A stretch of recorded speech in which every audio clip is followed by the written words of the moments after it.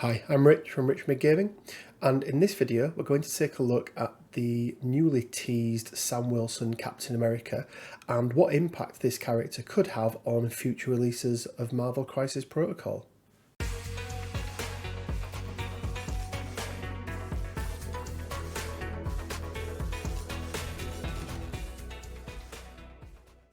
So, quick spoiler warning, turn off now if you haven't watched the end of The Falcon and Winter Soldier, don't want to know what happens at the end of that TV show, and also a shout out to Jay from Tabletop Oddity, who kind of planted this idea in my head, but he was talking about the Star Wars Legion side of things.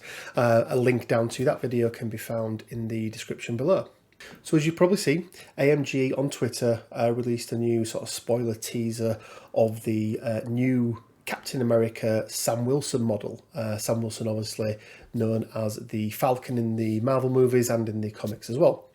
Now in the latest Falcon and Winter Soldier TV show, Sam Wilson in the final episode does become Captain America. He becomes the new Captain America of the MCU, donning a new version of his wings, the stars and stripes all over them, but also taking up Cap's mantle in the shield as well. Now, mere days, I think it was 1 or 2 days after the final episode aired, AMG then released this spoiler image, or this teaser image, and it got me thinking, and I looked back at the other releases, and it is not the first time that this has happened over the last 12 months or so. We had the new version of Natasha Romanoff released, so this was the Black Widow Agent of S.H.I.E.L.D. model, the 3-threat version, that, if it wasn't for COVID, would have been released almost at exactly the same time as the Black Widow movie was originally due to be released in the cinemas. We had Scarlet and Quicksilver, the twins, were both announced within a week or so of the last episode of the WandaVision TV show, where Pietro makes a kind of appearance and Wanda becomes kind of full Scarlet Witch. They use that name for the first time ever. And even more recently, we had leaked images of Kamala Khan, so Ms. Marvel, from the upcoming Ms. Marvel Disney Plus show. And then again, within a matter of days, AMG tweeted the mini of Ms. Marvel as well. And whilst I've always seen Marvel Crisis Protocol as very much being based on the comic books or versions of the comic book characters rather than from any TV show or Marvel Cinematic Universe, it has got me thinking, if this is now becoming a trend where we can see AMG releasing minis alongside big upcoming TV shows or movies, could we take a little peek into what shows and movies we have coming up for the rest of 2021 and make some predictions about which characters could potentially be coming into Marvel Crisis Protocol, or at the very least, the characters we'd like to see? So for the rest of 2021, we have 3 confirmed Marvel movies happening. They are the aforementioned Black Widow, Shang-Chi and the Legend of the Ten Rings, plus the Eternals movie. On top of that, we have 4 additional Disney Plus shows. They are Loki, which is due out next. We then have Ms. Marvel, Hawkeye, and then the What If shows.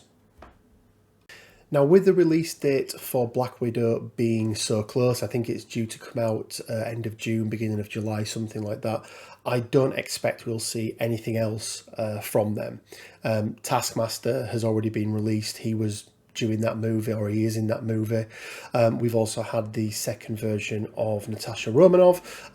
Red Guardian would have been cool, but I just don't think that's going to be happening. So let's then take a look at Shang-Chi. So for anyone who doesn't know who Shang-Chi is, he is a lesser known Marvel character. First appeared in the 70s, and he was really Marvel's answer to Bruce Lee. Movies like Enter the Dragon had become very, very popular, and Marvel wanted to capitalise on that and really tap into that Asian market.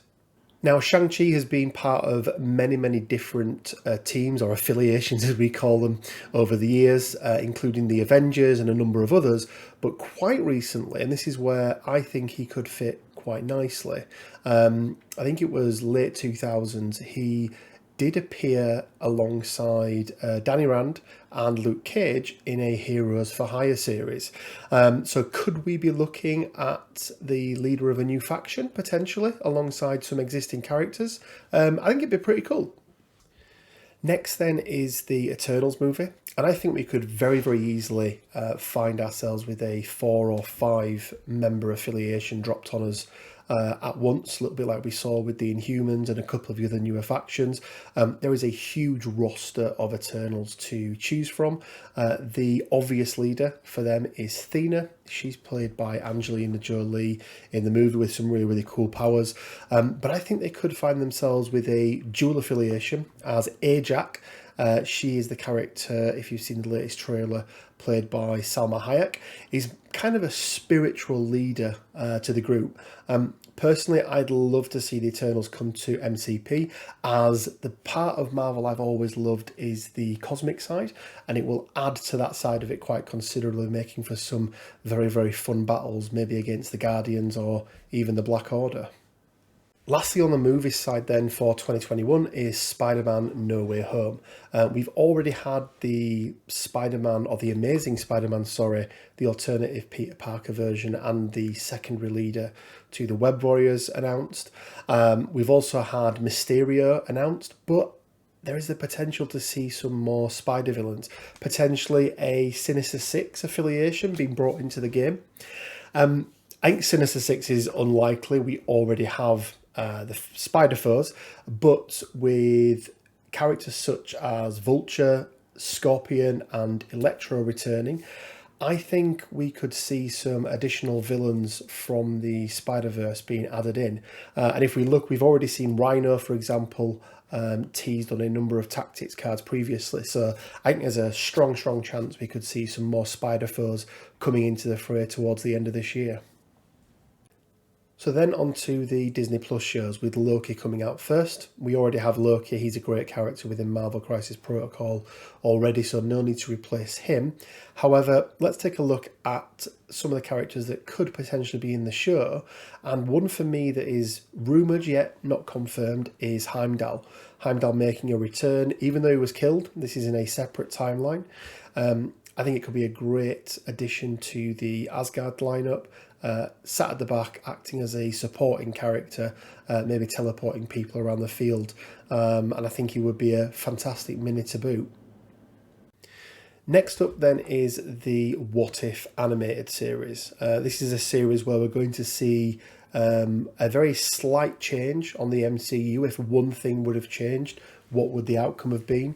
There's only 3 that we've had confirmed so far. The rest are very much speculation, and there's going to be 10 in total.